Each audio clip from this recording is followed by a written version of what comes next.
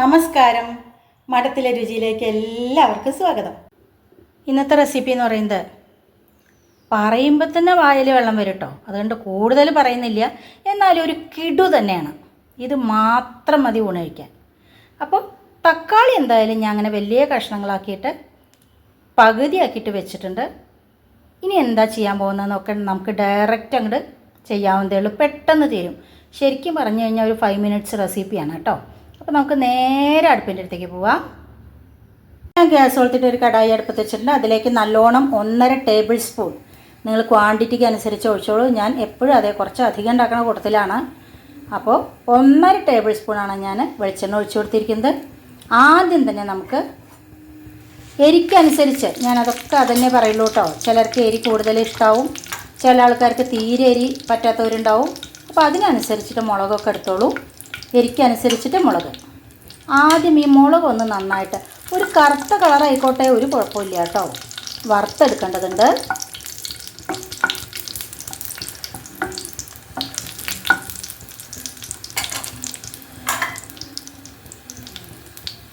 കാരണം ഉടച്ചെടുത്തതേ പറയാം, ഉടയ്ക്കുക ചെയ്യണത്.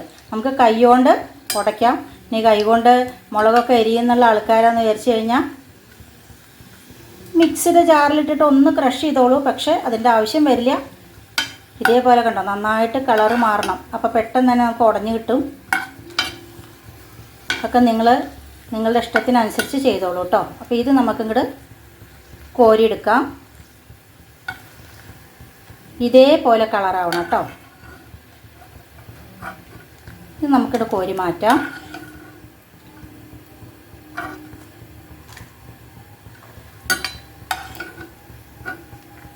കണ്ടോ, കളറുണ്ടോ? നമ്മളെപ്പോഴും സലാഡൊക്കെ ഉണ്ടാക്കുമ്പോൾ തന്നെ നിങ്ങൾ ശ്രദ്ധിച്ചിട്ടുണ്ടോ, മുളക് ചുട്ടിട്ട് ഉടയ്ക്കണതും ഇപ്പം അടുപ്പില്ലല്ലോ. പണ്ടൊക്കെ അടുപ്പുണ്ട്.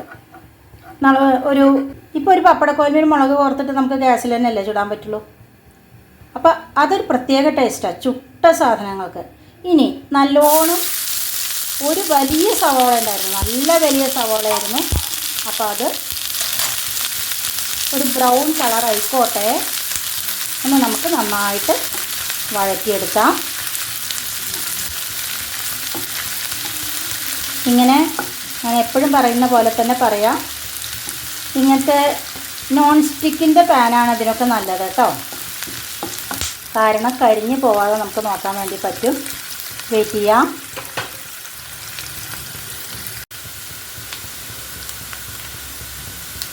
ഇനി വെളുത്തുള്ളി ഉപയോഗിക്കുന്ന ആൾക്കാരാണെങ്കിൽ, കൂടുതൽ ആൾക്കാർ ഉപയോഗിക്കുന്നവരാണ്, ഇതിൻ്റെ കൂടെ തന്നെ ഒരു 8-10 അല്ലി വെളുത്തുള്ളി നിങ്ങളുടെ ഫ്ലേവറിനനുസരിച്ചിട്ട് കൂടുതലോ കുറവോ ഒക്കെ എടുക്കാം. ഇതിനോടൊപ്പം തന്നെ അങ്ങനെ ഒന്ന് വഴറ്റിയെടുക്കണം കേട്ടോ.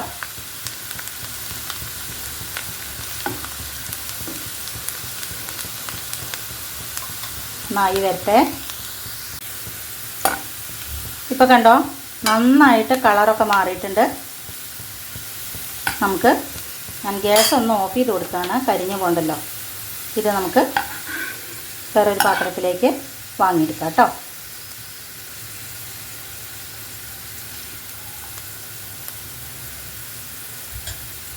സവോളയൊക്കെ മാറ്റിയിട്ടുണ്ട്.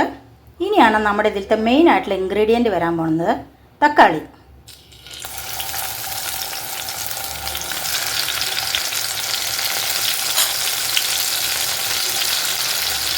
ഇതേപോലെ വെച്ച് കൊടുക്കുക.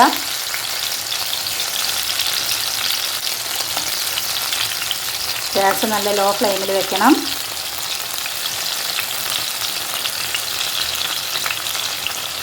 അതോടൊപ്പം തന്നെ നമുക്ക് വേണ്ടത്, ഞാൻ വേവിച്ചെടുത്ത ഉരുളക്കിഴങ്ങാണ്. 2 കുഞ്ഞേ ഉരുളക്കിഴങ്ങ് കേട്ടോ. നന്നായിട്ട് വേവിച്ചെടുത്തതാണ്, എന്നാലും ഒന്നും കൂടി അത് ആവാനുണ്ട്. ഉടയ്ക്കുമ്പോൾ നമുക്ക് ഉടയണച്ച നല്ലോണം ആവണമല്ലോ. മാത്രമല്ല അതിലിരുന്നിട്ടൊന്നാവും വേണം. അതുകൂടെ നമുക്ക് ഇങ്ങനെ തിക്കി തിരക്കിയിട്ട് വെക്കാം. ഫ്രണ്ട്സായിട്ട് ഇരിക്കട്ടെ കേട്ടോ. വെയിറ്റ് ചെയ്യാം. ഒന്ന് അടച്ചു വെച്ച് കൊടുക്കാം, ഒന്ന് വേവണത്. തുറന്ന് നോക്കാം. തക്കാളിയൊക്കെ നന്നായിട്ട് കഴുകിയതായിരുന്നേ, അതിൻ്റെ വെള്ളമാണ്. പക്ഷെ നമ്മൾ വെള്ളമൊന്നും ഒഴിക്കേണ്ട, എണ്ണ തന്നെയാണ് കേട്ടോ.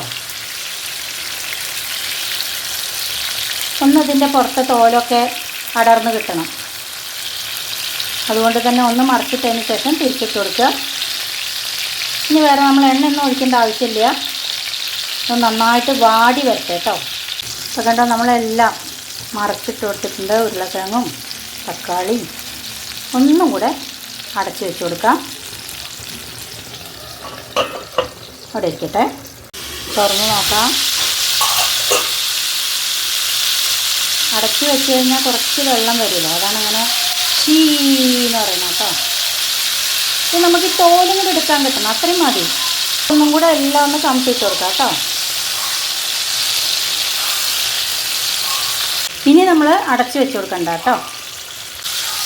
ഇതിലിപ്പോൾ നമുക്ക് ഈ തക്കാളിയൊക്കെ ഒന്നും കൂടെ നന്നായിട്ട് തോല് പോരുന്ന മാതിരി ആവണം, അത്ര മാത്രമേ വെയിറ്റ് ചെയ്യേണ്ട കാര്യമുള്ളൂ.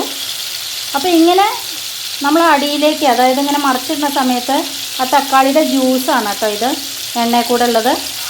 കണ്ടോ, അതെന്തായാലും നമുക്ക് ആവശ്യമുണ്ട്. ഞാൻ എന്തായാലും ഇതിൽ തന്നെയാണ് ഉടച്ചെടുക്കുന്നത്.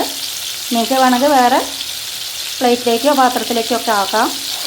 പക്ഷേ അപ്പോൾ ഇതിൻ്റെ ഒട്ടും എസൻസ് പോകില്ലല്ലോ.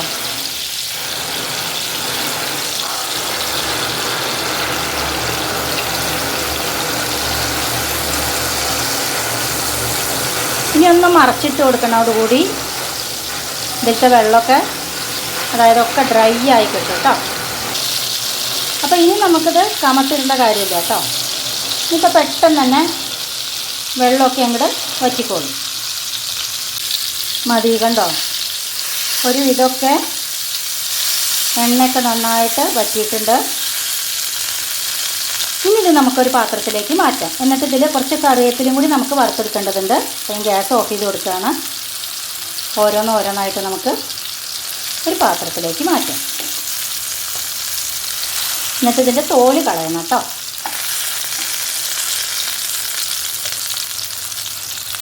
ഞാനൊരു പാത്രത്തിലേക്ക് മാറ്റിയിട്ടുണ്ട് തക്കാളി ഉരുളക്കിഴങ്ങൊക്കെ. ഇനി കുറച്ച് കറിവേപ്പില,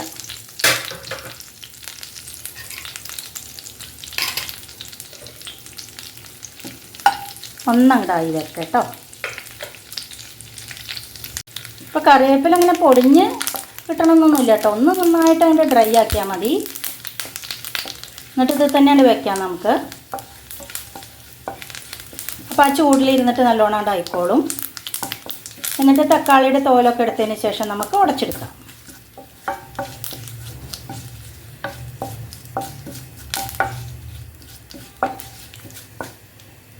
ഒന്നും കൂടി ആവട്ടെ.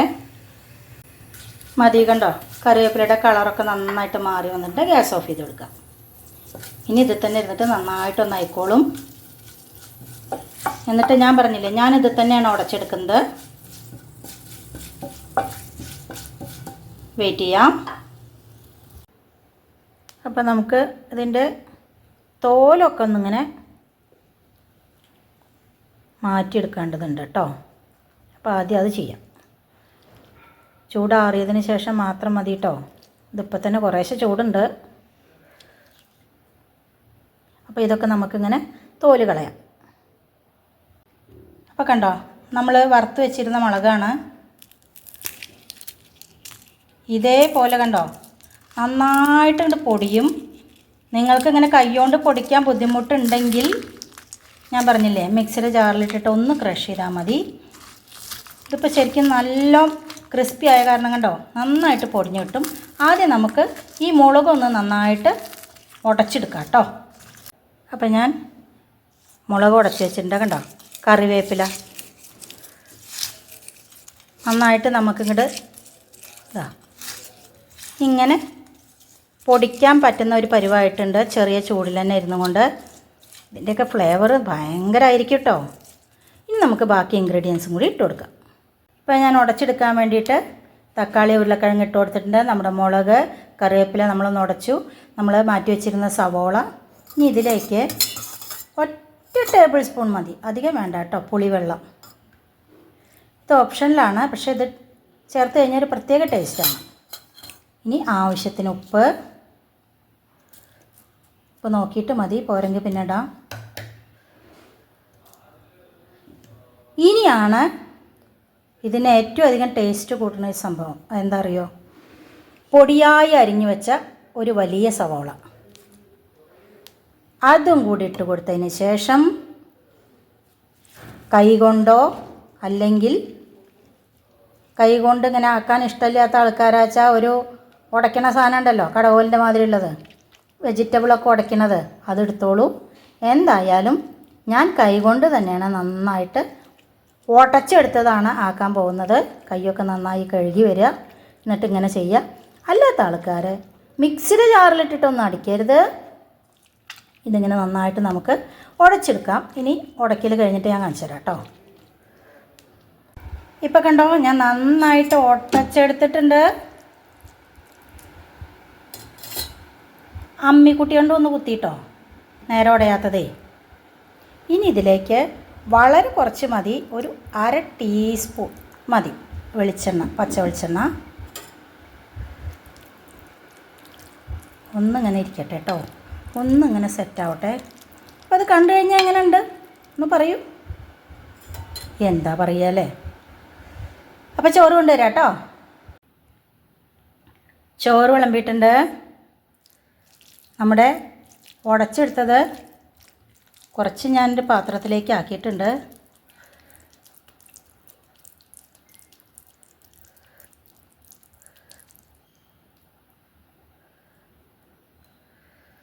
എന്താവും ഇതിൻ്റെ ടേസ്റ്റ് അറിയോ? ഉരുള തരാം കേട്ടോ. ഉരുട്ടാം. നല്ല ചൂടുള്ള ചോറ്, അതിൻ്റെ കൂടെ നമ്മുടെ ഉടച്ചെടുത്തത്.